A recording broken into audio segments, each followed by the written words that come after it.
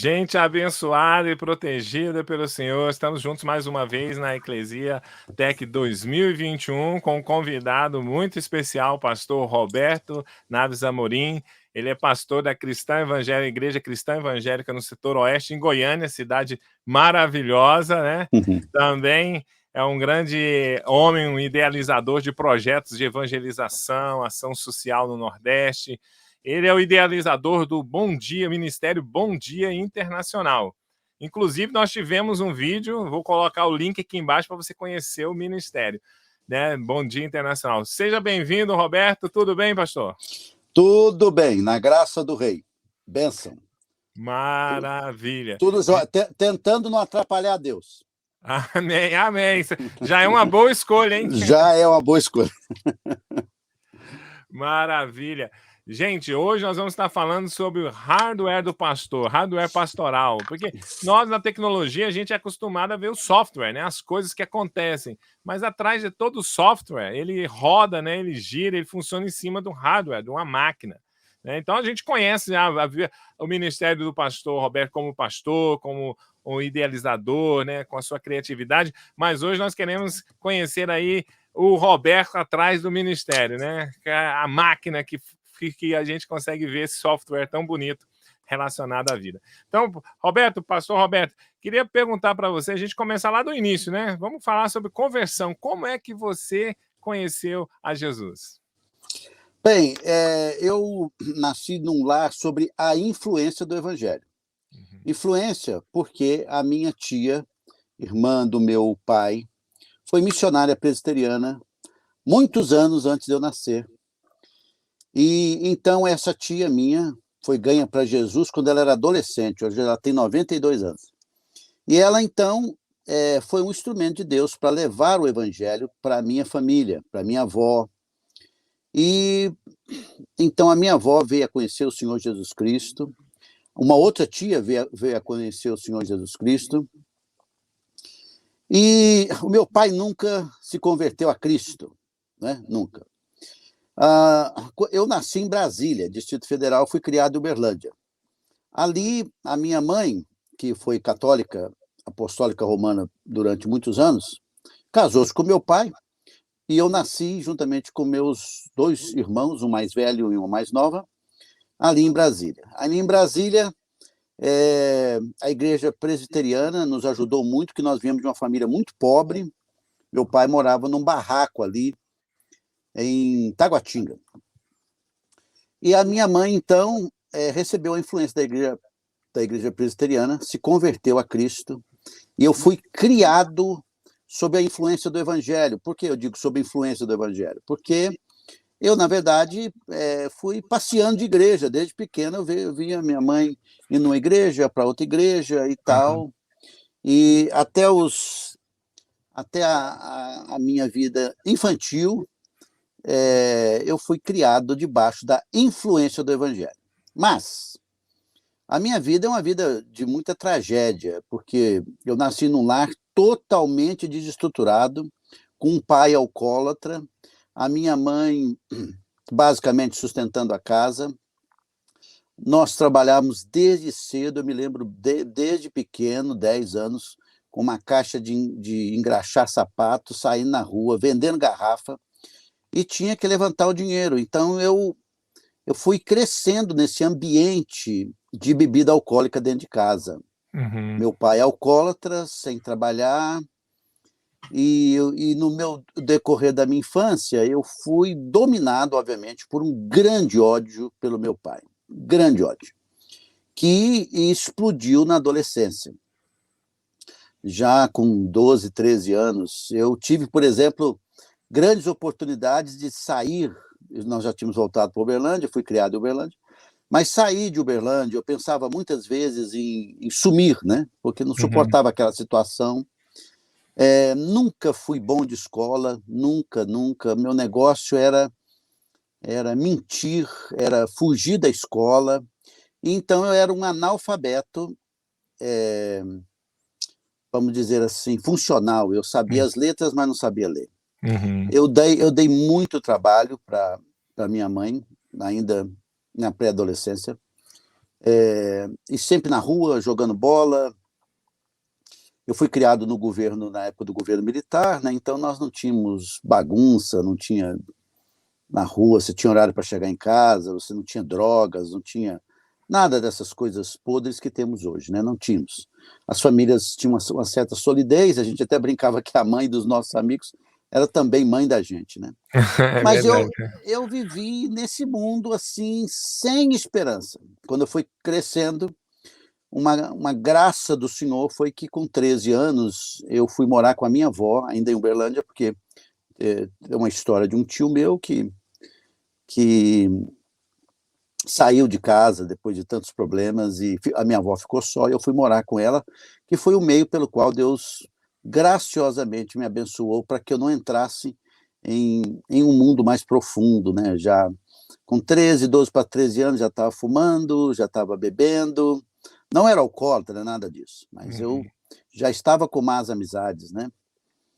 Então, que é uma coisa muito natural de quem vem de lares totalmente desestruturados. A minha mãe não tinha uma firmeza na igreja e a minha avó tinha mais firmeza. Uhum. Então, e muita disciplina. Eu tinha disciplina para comer, disciplina para horário, que a gente não gosta muito disso. Tinha que ir Uhum. à igreja, que a igreja também não tinha nada para criança, para adolescentes da minha idade. Com 14 anos já estava trabalhando de carteira assinada aqui no Brasil, né? Uhum. Então, eu me lembro do cara que me contratou e diz assim: você tem uma cara de malandro e safado, mas eu vou te contratar. Foi graça, a graça, né? Não, não, minha história é muito interessante. Então, eu não tinha, eu me lembro da vizinha falando assim, para mim, na rua, né? Diz, Roberto, você não vai dar em nada nessa vida. Então, Uau. só para você ter uma ideia, eu não tinha esperança nem em mim mesmo, ninguém tinha, era uma Uhum. dor de cabeça me ter por perto, e, e rancoroso. Mas o que me salvou, o que mudou minha vida mesmo, foi um dia que o meu irmão chegou na casa da minha avó num sábado à tarde. E eu já havia trabalhado pela manhã, ele passou lá e disse assim, Roberto, nós lá em casa, a minha mãe, eu e as meninas, nós estamos indo numa igreja batista. Eu perguntei, meu pai está indo? Ele diz, não, só nós. Ah, então, você poderia ir lá amanhã. Eu digo, não, eu vou amanhã. Aí eu falei com a minha avó, peguei minha bicicleta e subi lá para essa igreja. Quando eu cheguei lá, a primeira coisa que eu recebi foi um abraço de um americano que estava iniciando aquele trabalho. Uau.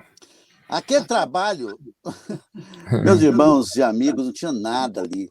Era um lugar feito muito simples, num lugar muito simples, numa construção muito simples, mas tudo bem organizadinho.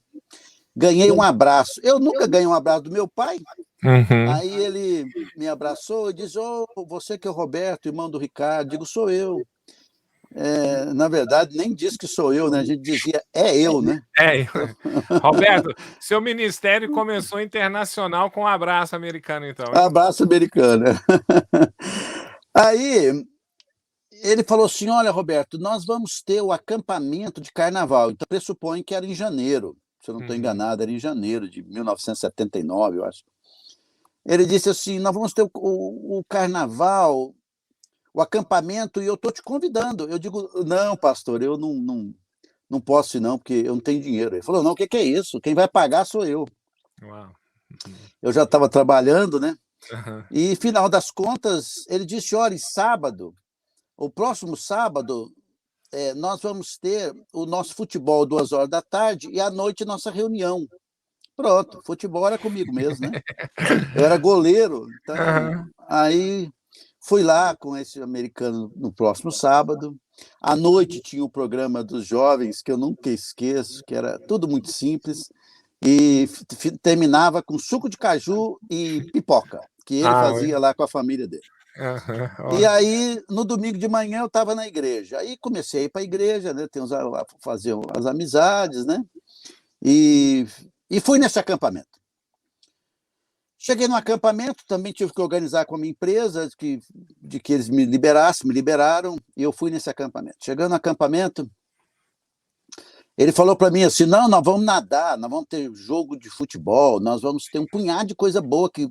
Aí eu fiquei animado com nesse acampamento, mas ele não falou que ia ter pregação, nada disso, não. Me Americano deu estratégico esse, hein? estratégico, ele ficou caladinho, nada disso, nada, nada, nada, nada. Uhum. Quando foi à noite, não sei quem, não, até hoje eu não sei quem é esse sujeito. Uma pessoa pregou, acho que era um convidado, né, com certeza. E naquela noite, depois de estar esses anos todos na igreja, eu nunca ouvi o evangelho. Uau. Eu nunca tinha ouvido que eu era pecador. Eu nunca tinha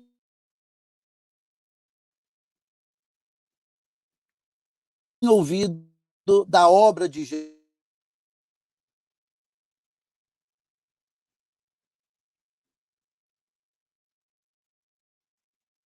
Alô, alô, Oi, voltou, voltando. voltou. Coisa do diabo, né? Agora nós vamos Uhum. entrar no assunto, né? É, exatamente. Aí eu ouvi.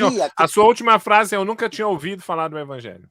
Nunca tinha ouvido falar do evangelho. O que é o evangelho? Que o homem é pecador, que ele está condenado por causa dos seus pecados no inferno, e se morrer sem Jesus estará no lago de fogo, e não há esperança para ele nele, nem na religião, nem nada.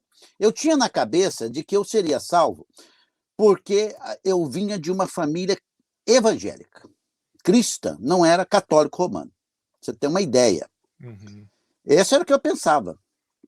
Não havia nada do evangelho. Aí, enquanto ele pregava que eu era pecador, que todo mundo era pecador, e que o Senhor Jesus tinha morrido pelos nossos pecados, o Espírito Santo foi fazendo uma obra no meu coração, mais ou menos assim. Não posso dizer que foi assim, mas mais ou menos assim. Bem, você está aí magoado com seu pai. Você está magoado com seu pai, porque o seu pai faz isso, faz aquilo outro. E veja onde você está. Você já é igual ao seu pai. Você está bebendo como seu pai. Você está fumando como seu pai. Você está envolvido com um punhado de coisa que o seu pai está fazendo. Você é igual ao seu pai. E você está condenando seu pai? Mais ou menos isso. Foi ali, naquele acampamento, que eu tive essa realidade de que eu era pecador. Aí eu passei a ir à igreja, não é? A primeira coisa que eu fiz quando eu estava na igreja foi decorar os livros da Bíblia, de Gênesis e Apocalipse, o livro, né? Não o texto, o livro. Gênesis, Êxodo, Levítico. E aí eu ganhei a minha primeira Bíblia. Uau, legal. E aí eu fui escutando mais sobre a obra da salvação, de que eu era pecador, de que não havia esperança em mim, nem na religião, nem nas boas obras, que só em Jesus Cristo. Não consigo lembrar a data, mas eu entreguei a minha vida para Jesus mesmo. Uhum. Então eu devo a minha salvação ao meu irmão que me convidou, a esse pastor, a este pregador, a esta igreja pequenininha, que não tinha nada naquela igreja a não ser o ensino da Bíblia e a pregação do Evangelho de Jesus Cristo. Não tinha mais nada do que isso, mais nada. Não tinha nem gente para cantar lá, para você ter uma ideia. Cantava todo mundo num órgão que era feito sanfonado. Você tem uma ideia. Roberto, eu me identifico com você, porque eu fui para uma congregação, não tinha nada atrativo para jovem adolescente, e cantava hino do cantor cristão, e sem órgão. O senhor estava até mesmo no gogó.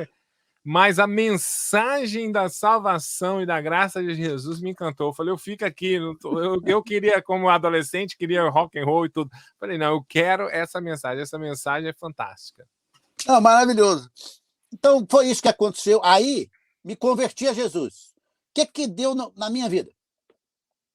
Olha, alguém pergunta, o senhor tem convicção de salvação? Claro, claro. A minha vida mudou, gente. Olha como é que é a conversão mesmo. Entreguei a minha vida para Jesus, não sei como e não sei quando, mas os efeitos foram verdadeiros. Eu aprendi a ler na Bíblia. Uau. O primeiro livro que eu juntei palavras para ler foi o livro de Atos. Não esqueço. Que eu cheguei no final e digo, cadê o resto da história? Né? Eu passei a ter uma fome pela palavra de Deus, número 1. Número 2, eu perdoei meu pai. Perdoei meu pai, não tive mágoa dele. O Espírito de Deus foi dizendo para mim que o problema do meu pai era a falta de Jesus e que era necessário evangelizar, ele conhecer Cristo. Que eu digo que ele conhecesse a Cristo, ele ia ter uma vida maravilhosa.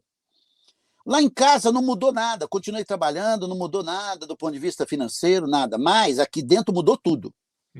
Eu me tornei um excelente aluno na escola. Eu era bagunceiro. Não.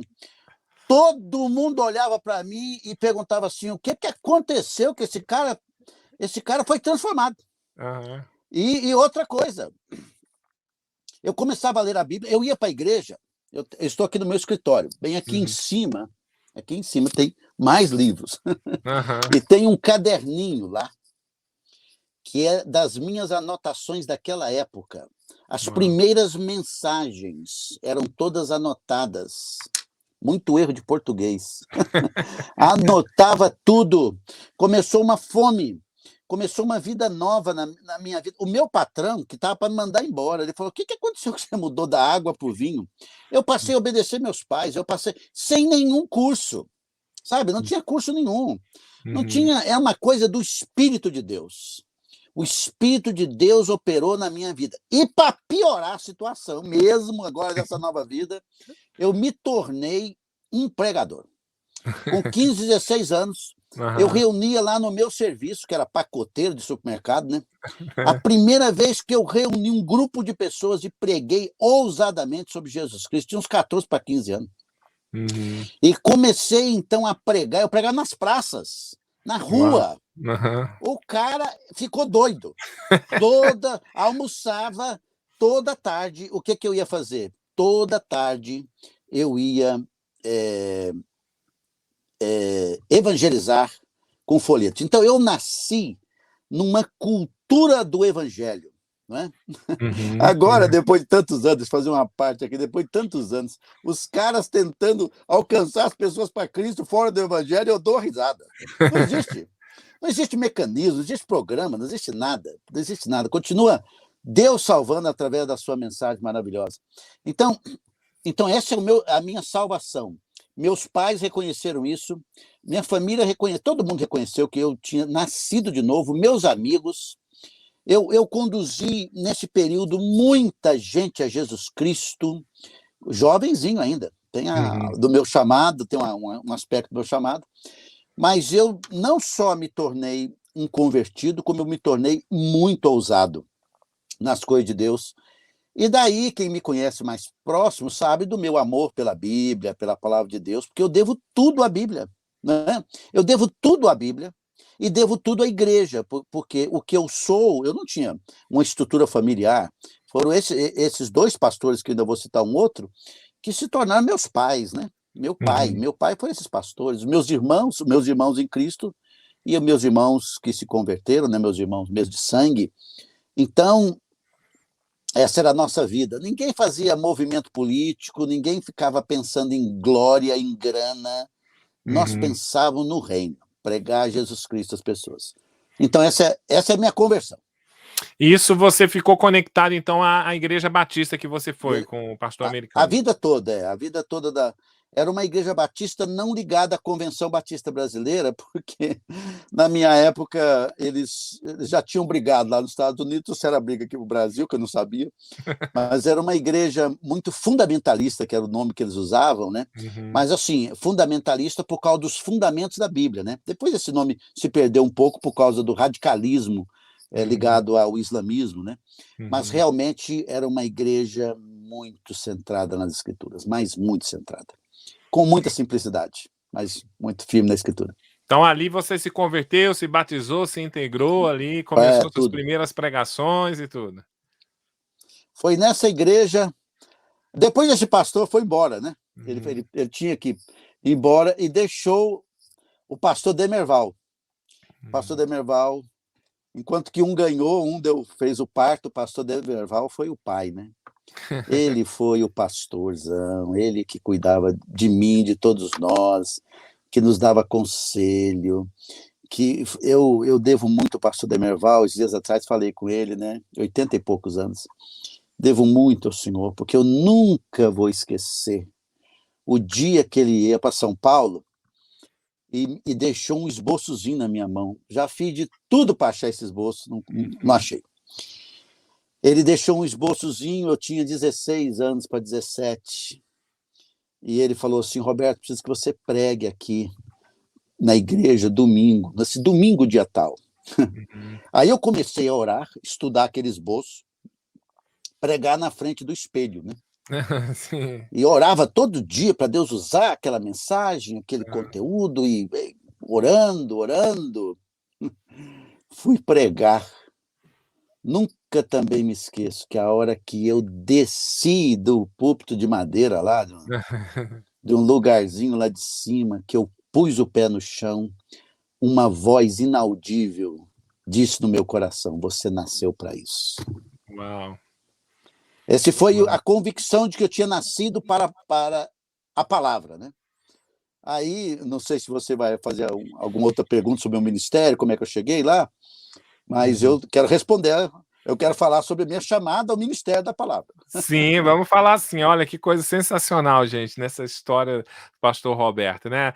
Roberto, eu tô vendo aí o DNA do seu ministério. Abraço internacional com o americano, agora o cuidado de um pastorzão, porque quem convive com o Roberto, sabe, ele é um pastorzão, ele gosta, ele cuida, ele traz sempre a palavra, né? Eu sempre digo para as pessoas, quando eu penso numa figura de mágico, eu lembro David Copperfield, né? A figura do mágico, né? Eu lembro pastorzão, é o Roberto Amorim, esse pastorzão, e eu tô vendo aí que atrás desse pastor tem um DNA, né? Tem aí uma influência desse pastor, né?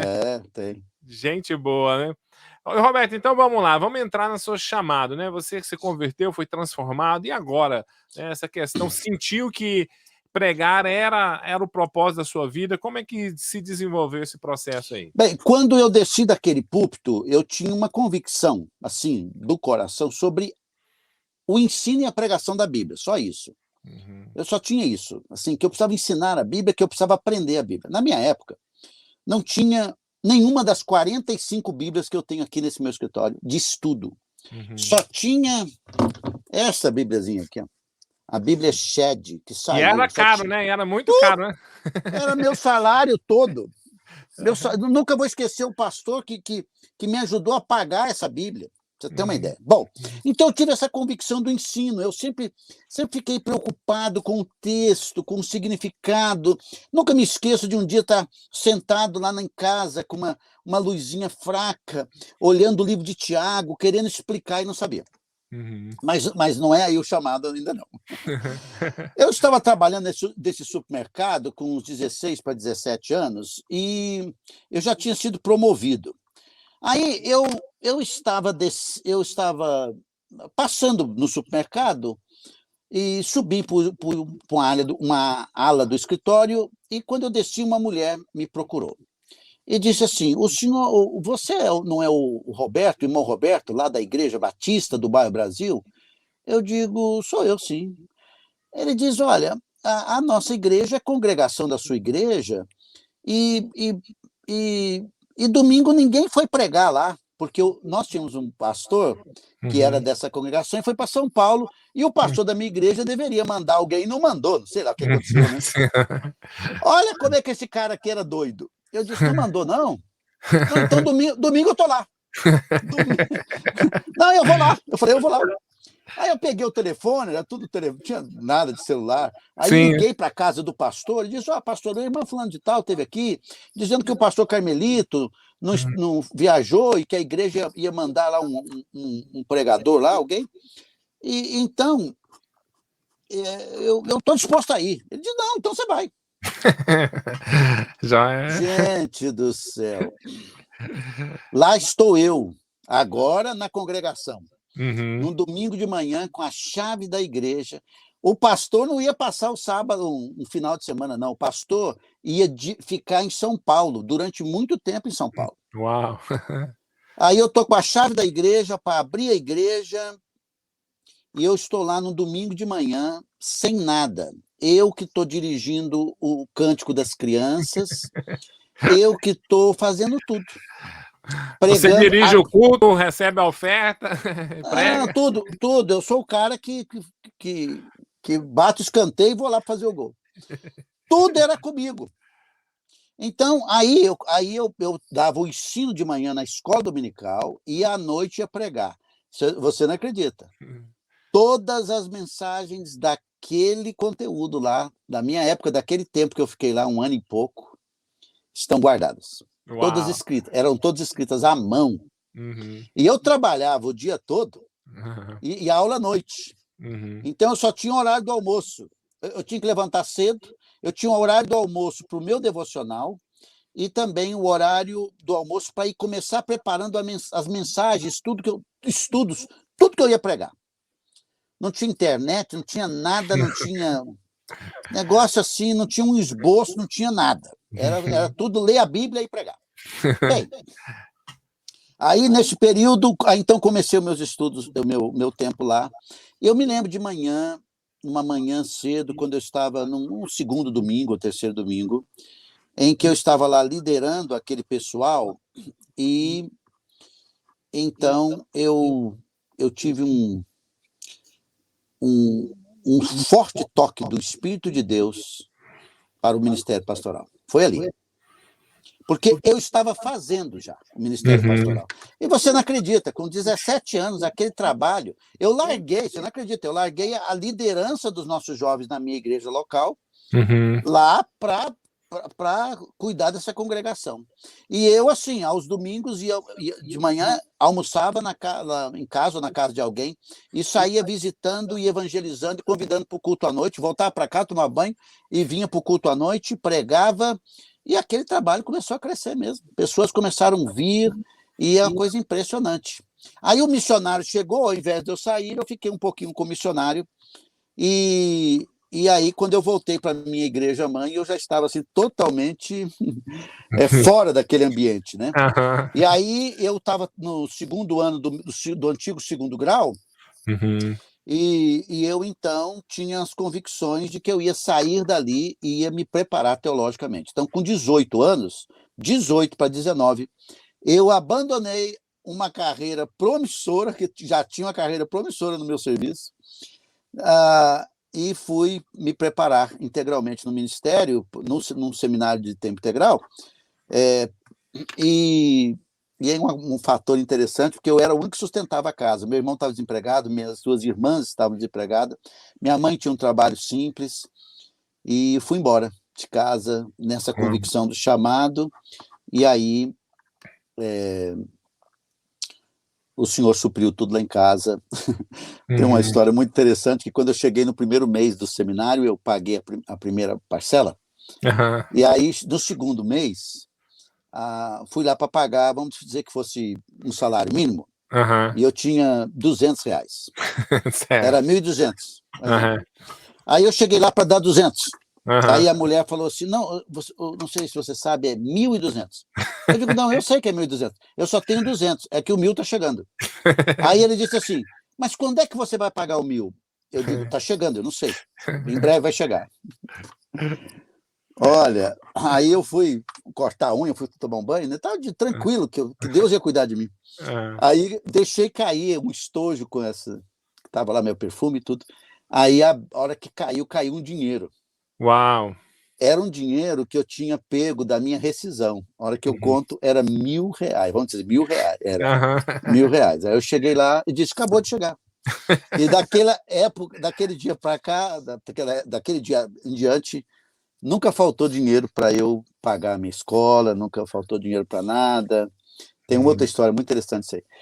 Mas, assim, eu queria fazer uma colocação sobre chamado, porque naquele dia que eu desci do púlpito, eu tinha a convicção de que o Senhor era aquilo que eu tinha que fazer, mas eu não tinha clareza do que eu ia fazer, até quando eu comecei a fazer, sem nada, sem instrução de ninguém, apenas olhando os modelos, né? Uhum. Olhava o modelo dos meus pastores lá, simples, dirigindo a igreja, então é isso aqui. Então a gente Uhum. seguia um modelo de ensino da Bíblia, de cuidado das pessoas, né? De proclamação do evangelho. Era um modelo que a gente seguia, né? Tinha que louvar, não tinha também nada lá para tocar. Era Aham. cantor cristão à noite, um hino de manhã e dois, três hinos para criança. Aham. E assim Deus foi fazendo Corinho, né? uma obra. Chamava corinho, né? Os corinhos, é isso mesmo. Mário Mário tinha um sujeito lá com violão. E nenhum amigo meu, que a nossa mocidade era muito forte, quis ir para lá para ajudar, né? Nada, ninguém foi. Era só eu mesmo no gogó e muito mais, né? Roberto, você estudou aonde? Você fez Eu, teologia, não foi? eu estudei no Seminário Batista Regular do Sul, 2 anos, e depois me formei no Logos, em São Paulo, que é o Seminário Batista Regular de São Paulo. Então, como eu vim de uma denominação chamada os Batistas Regulares, que são alinhados aos batistas bíblicos e aos batistas independentes não pentecostais, né? Porque tem um batista um pouco carismático, eu vim dessa linha e eu fui formado, me formei nessa linha, depois dei continuidade aos meus estudos, mas não terminei de mestrado na Palavra da Vida, né? Mas o grande impacto depois de toda essa formação teológica sólida, muito sólida, na palavra, né? Isso aqui eu dar uma outra coisa também para falar, porque como era o nosso preparo, né? Aham. Nessa época era muito difícil e tudo era à mão e na máquina de escrever, né? Aham. Esses dias eu comprei uma máquina de escrever, porque eu achei uma máquina de escrever, eu era muito bom de máquina de escrever, comprei e deixei aqui no meu escritório. É. Mas, então, a minha formação teológica foi muito boa. Eu tenho muitos problemas e tenho capacidade de olhar alguma coisa assim e dizer isso não está na Bíblia, isso aí. Então, eu vim dessa linha, uma linha extremamente bíblica. E de formação, depois, eu estudei um curso que mudou a minha vida, foi o curso de graduação internacional do Haggai em Maui. Eu fiquei Hum. 23 dias em Maui Uhum. e, e tomei um curso de liderança e evangelismo. E assim, eu sei muito bem os meus dons, eu tenho um dom de liderança, tenho um dom de ensino e tenho um dom de evangelismo. Então, obviamente que toda a minha vida é fundida, né, nesses 3 dons básicos que eu tenho, né? Então, aí eu descobri tudo isso também no decorrer da caminhada ministerial, e toda a minha linha visa focadamente buscar alcançar o perdido, edificar a igreja de Jesus, abençoar a vida dos líderes, né? E claro, você, devido a tantas dores e sofrimentos que eu também já passei, você vai sendo burilado, transformado, e isso vai criando em você fortalecendo os seus princípios e ao mesmo tempo andando de forma muito focada, né? Então Uhum. tudo que eu faço está focado nos meus dons, e as paixões do meu coração estão sempre ligadas ao ensino, à liderança e ao evangelismo, missões e tudo isso, né? Gente, eu vou deixar aqui na descrição o link do outro vídeo, né, que nós falamos sobre o ministério do pastor Roberto com o Bom Dia, o Ministério Bom Dia Internacional. Vocês vão entender, né?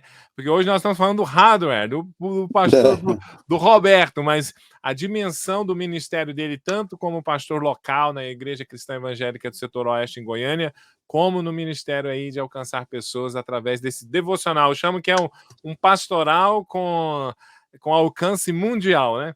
Roberto, É. mas vamos falar assim, no seu primeiro ministério, né? Você sai do seminário e teve situações engraçadas assim que você vai lidar com né, como um pastor novo, às vezes vão ter gente assistindo aqui que a gente sai do seminário empolgado com algumas coisas, e aí daqui a pouco a gente faz algumas coisas que depois a gente olha para trás e a gente acha até graça do que aconteceu. Você lembra de algum fato que você quer compartilhar?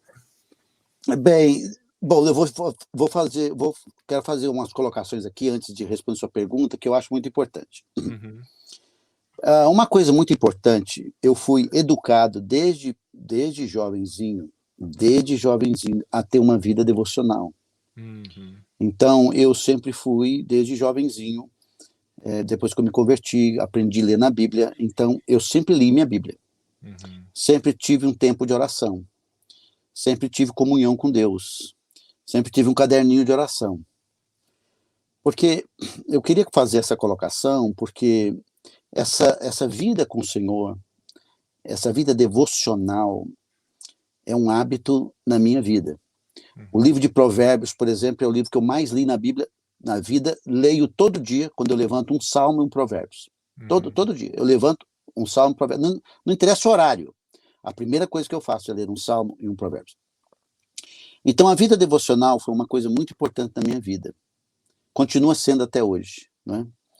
A leitura da Bíblia, eu tenho uma leitura muito séria com a Escritura. Eu leio várias vezes a Bíblia, às vezes no ano, né? Eu, antes de morrer, quero ter lido mais de 100, já estou 80 vezes que eu leio a Bíblia.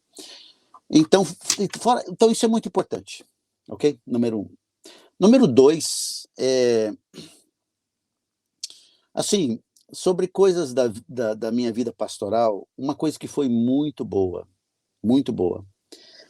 é que eu fui, durante 16 anos, pastor auxiliar de uma igreja.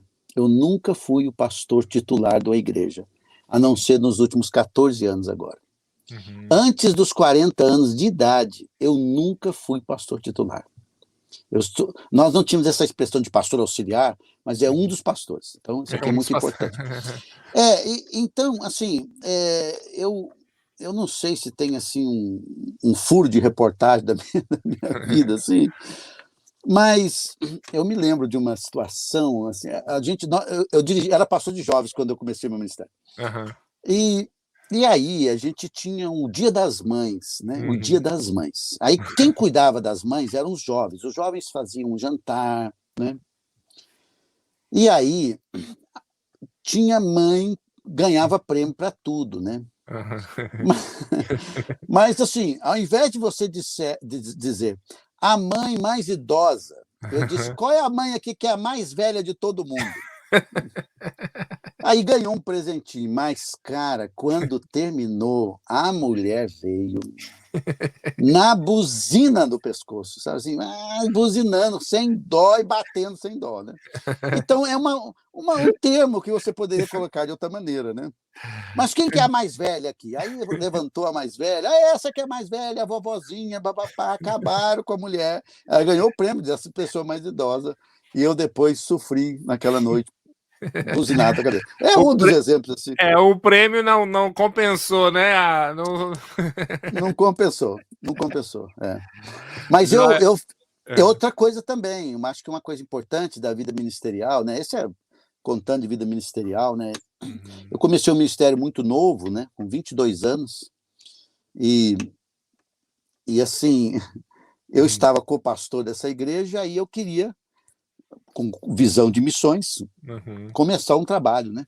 Sem perguntar para Deus, e começamos um trabalho mesmo, e deu tudo errado. Você vai começar a aprender que o terreno santo de Deus chama igreja. E ali você não pode fazer as coisas da cabeça, né? Então, aí fui aprendendo muita coisa, né? Aí dá uma outra história para conversar. É isso. Confissões de um pastor, né? Confissões de pastor, tem isso também. Roberto, eu queria que você falasse pra gente, né? Muito bonita a sua história, uma inspiração, seu chamado, sua paixão pela palavra de Deus. Você falou dos batistas regulares, eu lembro que, acho que em Anápolis, eu tive contato com eles, né? Eu frequentei ali alguns encontros. Eu nem sabia a diferença de batista brasileiro, batista da convenção, batista regular. Eles não sabem, não. Eu tava, se é de Jesus, estou junto. Se é batista, tá tudo bom e tal. É bom até nem saber, né? Você chega É bom nem saber. Ingênuo, com comunhão. Mas queria que você desse algumas dicas, né? Para pessoas que estão nesse processo, né, de conhecer Jesus, né? Depois, no segundo momento, você falasse sobre pessoas que estão nesse processo de chamado. Quais são as dicas, né? Você que tem essa história tão bonita, que produz tantos frutos, que nos abençoam. Queria que você desse alguém que está conectado com a gente aí, essa conversão. O que a pessoa precisa fazer para experimentar essa transformação que você teve na sua vida? Bem, eu creio basicamente de que a conversão é uma obra do Espírito de Deus, né? Que toca, que move, que opera. Então, o Espírito de Deus levou lá na minha casa o meu irmão, né? tinha aquela igreja que era para o meu perfil, olha só. Tinha a mensagem que eu precisava ouvir. Então, a primeira coisa que eu diria para alguém, o Espírito de Deus está usando algo ou alguém. Você tem que ter essa sensibilidade. Às vezes a pessoa estava em dor, e basicamente todos nós estamos numa miséria de vida. Eu estava, né, mesmo jovenzinho, com muita mágoa. Né? A minha vida, esse final de semana foi no funeral de um jovem de 17 anos. Imagina, ali seria a minha vida, se o Senhor Jesus não entra na minha vida. Então, existe pessoas que Deus está colocando na sua vida, existe uma mensagem, às vezes uma Bíblia que você ganhou, às vezes um bom dia que você recebeu, às vezes um devocionário que você recebeu, às vezes um convite de igreja que você recebeu, às vezes alguém que encostou do seu lado e começou uma conversa com você. Então, Deus está trazendo pessoas e outras pessoas para poder ser um instrumento na sua vida. Então, agora, eu estava com fome, né? Nem sabia disso. E às vezes a gente não percebe, mas eu tenho certeza que todos aqueles a quem Deus está fazendo uma obra, Ele vai usar as pessoas para isso. Agora, mais do que a pessoa que está me ouvindo e está dizendo como é que Deus está trabalhando, só o fato de você estar perguntando isso é uma coisa maravilhosa que Deus está trabalhando na sua vida. Mas eu queria também trazer uma palavra para a vida do povo de Deus, né? Que está me ouvindo. Que Deus, se deveria orar assim, Senhor, usa a minha vida aqui para alguém, ok? Nós estamos aqui vivos nessa pandemia, para quê? Para o reino. Então, Senhor, me use. Eu faço esses dias, nós temos tanta coisa para sermos usados por Deus, tanta tecnologia que pode ser usada, né? Nós agora, recentemente, no Bom Dia, montamos um radinho assim, ó, para nós podermos mandar para quem não tem acesso à internet, cheio de 2.000 e poucos conteúdos da Bíblia, né? Assim, para quem não sabe ler, para quem não perdeu a ler. A gente está criando de tudo para isso. Então, nós também temos que ser um instrumento de Deus para alcançar as pessoas para Cristo. Então, acho que desse lado Roberto, aí eu respondi. Pega o radinho de novo, vamos falar sobre isso. Tecnologia, né? Opa, tecnologia. O Roberto é criativo. Radinho de Deus, não é isso, Roberto? Não, radinho de Deus. Olha aí. Está escrito aqui, ó. Nós colocamos aqui, só falta não estar aqui. Esse não está. Esse não está, mas é o radinho de Deus. Mas a gente colocou um negocinho aqui, ó. Um logo, né? Aqui tudo, né? Aqui um logozinho, aqui vem e coloca nele radinho de Deus. Aí coloca aqui. O cara que receber, se ele tirar o card, fica radinho normal. Mas aí ele vai ter um problema com Deus, ok? Aqui. Radinho de Deus é com cardzinho, 2.753 conteúdos. Uau. Pregações, a Bíblia inteira, 800 Bom Dia, o filme Jesus em áudio, punhado de coisa. A Shirley, né? A Shirley nos ajudou muito, é o cara. Ele está participando, gente. Nós estamos falando da Shirley Fabres, que ele tem esse ministério. Ele está, inclusive, na nossa conferência. Você vai poder aí acessar, né? Radioatividade Missionária. Radioatividade, boa. Ele usa TI, né? Ele usa tecnologia da informação para irmos adiante. Então a gente fica criando de tudo, né? Para isso. E eu uso folhetos no meu carro, eu nos carros, né? Eu tenho um Fusquinha, pessoas acham bonito o Fusquinha 69. Eu digo, esse Fusquinha é que nem eu. Aí o cara, como assim? Não, a minha vida era toda podre. Jesus entrou e mudou. Esse carro só está desse jeito por causa de mim, porque eu deixei ele bonito. Então você vai evangelizando, né? Você tem Bíblia, agora tem um punhado de coisa. Eu ando uns cardzinhos do Bom Dia. Você pode pedir o Bom Dia aqui por esse telefone, por WhatsApp. A gente vai criando condições, né? E claro, não perco a oportunidade no púlpito, né, para pregar o evangelho.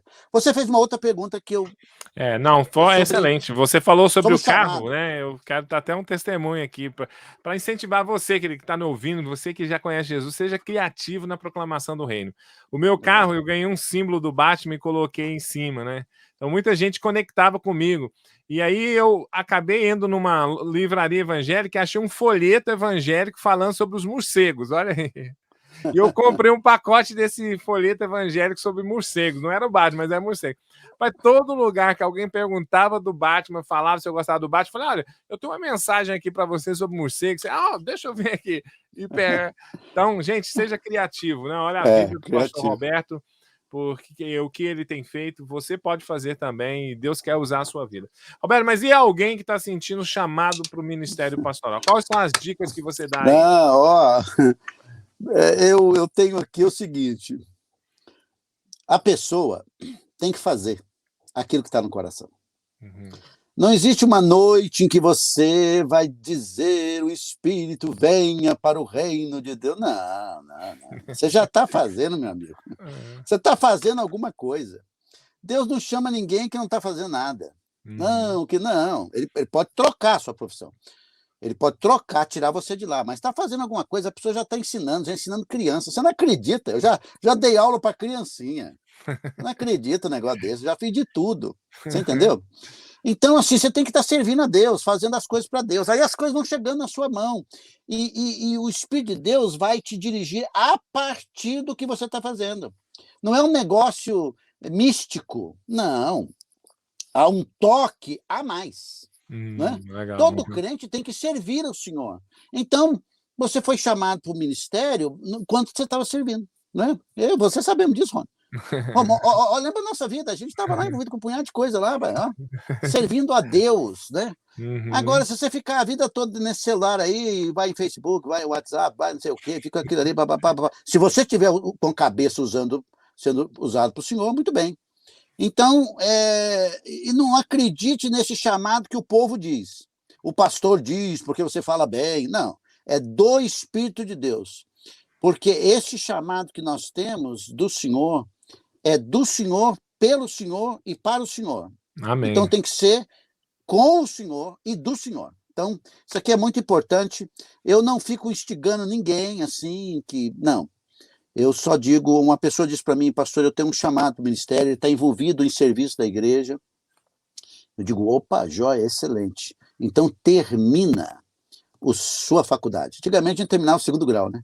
Hoje você termina a sua faculdade para começar a sua caminhada teológica. Fique debaixo do pastor fulano de tal, que temos um pastor para isso, para ele dos jovens. Vai servindo. Então, é muito importante lembrar que o Senhor Jesus chamou os seus primeiros discípulos que estavam trabalhando, fazendo alguma coisa. E o Senhor Jesus chegou ali naquele capítulo 5 de Lucas, né? E o Pedro cedeu o barco, e depois o Senhor o abençoou, e ele disse para ele ir embora. Não, eu vim aqui para te chamar. Mas ninguém estava preguiçoso, cara, não fazia nada. Então vai fazer alguma coisa para o Senhor e você vai entender sobre o chamado. Depois você vai se preparar.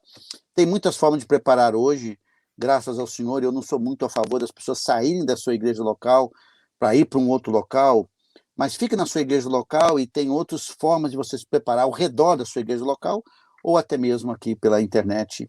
Nós, por exemplo, temos um grupo, um conteúdo chamado NEB, Núcleo de Estudo Bíblico, né? Nós ajudamos as pessoas a crescer no conhecimento da palavra de Deus, mas futuramente queremos transformar o NEB numa faculdade teológica, né? Virtual. Isso é Olha certeza. Isso. Que legal, esse é o Roberto, gente. Tá vendo que ideias esse homem tem, né?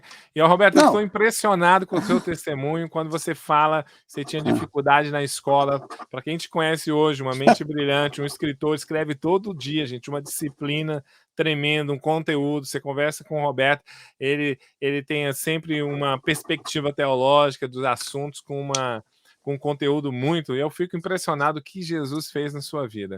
Glórias a ele, rapaz. Aí eu falo para todo mundo, eu devo tudo isso à Bíblia. Devo tudo à Bíblia. Porque alguém fala assim, não, eu não leio a Bíblia. Eu digo, não, mas leia só para você se tornar uma pessoa mais culta, porque não tem erro de português, meu amigo. É verdade. Não é isso mesmo? Não, mas eu não entendo essa Bíblia. Não, você tem que ler uma Bíblia mais clássica. Depois você pode ler uma Bíblia não de uma versão um pouquinho mais fácil, mas está tudo ali, né, gente? Está tudo ali. Claro que eu não caminho sozinho, né? Porque eu escrevo, tem revisores, né? Mas a gente comete menos erros. De tanto ler. E eu devo muito ao nosso Deus e à sua palavra, né? que é a Amém, fonte amém, principal. amém. Roberto, queria que você orasse por nós dessas últimas palavras e orasse por todos nós, orassem por aqueles que vão conhecer Jesus, precisam, né? Como você Amém. colocou, Deus está tocando no seu coração. Quem sabe você está nos assistindo e Deus tocou através dessa conversa no seu coração. Seja sensível aos passos onde Deus quer te conduzir. Ele vai te conduzir até Cristo, com certeza. Também orasse, né, pela a igreja, né? Para que a gente se desperte nesse tempo, tem tantas ferramentas, né, Roberto? Hoje, antigamente, não tinha tanta coisa Que assim. E para você evangelizar, proclamar o reino de Deus, abençoar. E também pelos aqueles que vão sentir um chamado aí para um ministério específico. Pode ser um ministério é. pastoral, pode ser um ministério de missões, pode ser um ministério específico dentro da igreja local. Então, esses três grupos. E muito obrigado, Roberto, mais uma vez. Conversar com você foi muito, muito bom. É uma bênção. E obrigado pelo seu exemplo. Foi muito bom conhecer aí o hardware pastoral, né? A gente Eu conhece o queria, software. eu queria também dizer, assim, eu também queria, não sei se pastores vão ouvir, mas eu tenho que dar uma palavra para os pastores. Pode, fica à vontade. E dizer para eles, meus irmãos queridos, nós estamos trabalhando com o Senhor e não para o Senhor. Ele tem uma mensagem. Acredite na mensagem da Bíblia. Olha, ensine a Bíblia, capítulo por capítulo, versículo por versículo. Pregue a mensagem da salvação simples, que está tudo em Jesus Cristo. Chame os homens ao arrependimento. Não fique acreditando que outras coisas podem salvar o homem. Acho que isso é muito importante para a nossa liderança, porque agora na pandemia, só para dizer, nós vamos ter uma nova igreja. E essa nova igreja, daquele pessoal que estava acostumado com oba-oba, isso não existe mais.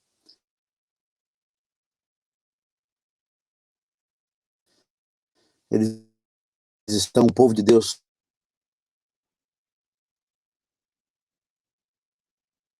Voltou.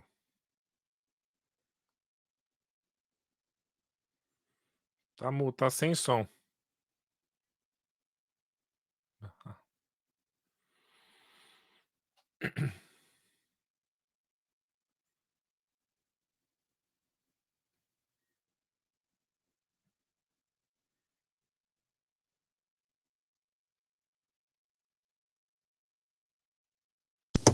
Ok, pronto. Voltou, isso. Tá no oba-oba. Você tá falando no oba-oba.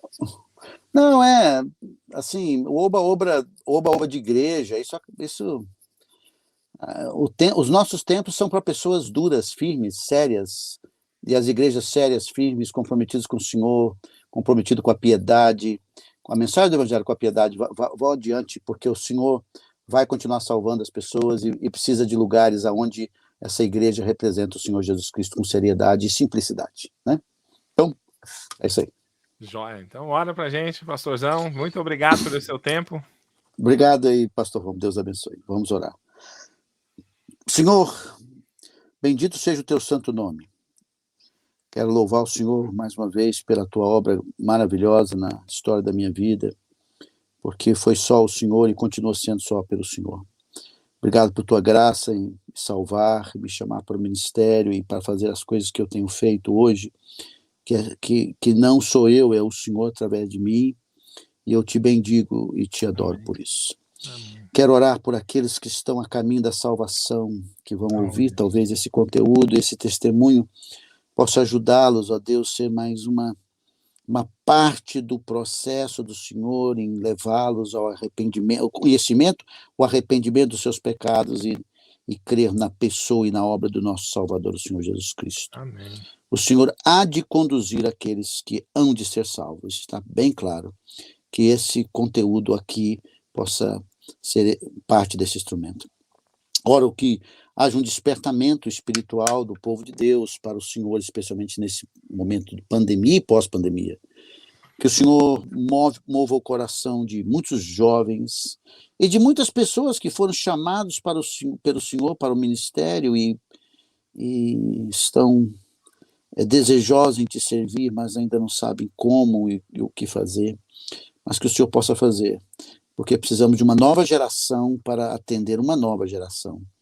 Então, nós pedimos a tua graça por todos esses. Peço pela igreja do Senhor Jesus que aproveitem, a igreja aproveite tudo que nós temos hoje de tecnologia, de oportunidades, como essas redes sociais, como